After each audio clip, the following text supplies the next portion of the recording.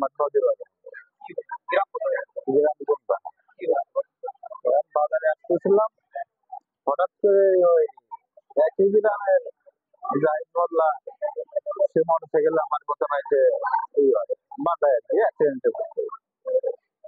পরে আমি পড়ে ওই জায়গায় নিচে পড়ে থাকার পরে ওই জায়গায় ময়দানে এসে আমার লোক উঠে পানি টানিতে ই করে, এর মধ্যে আর কি যাইতো রাহুল, তারপর পরশ আরো 8-10 জন ওই আশেপাশে ছিল, ডাক দিল আর কি রাহুল।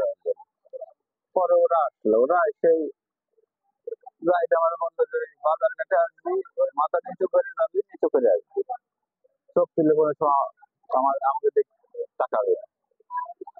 এই বলেই ইট ছিল চলা ছিল আমাদের মায়া মাতৃ মাত্রায় পাশে হলো আসেন কাকার বাড়ি, চলে বাড়ির মধ্যে আমি চলে যাই। পরে বাড়ির মধ্যে যাওয়ার পরে ঘরের ভিতর ঢুকলো সেখান এলাকায় দিয়ে ওরা ইয়েছে।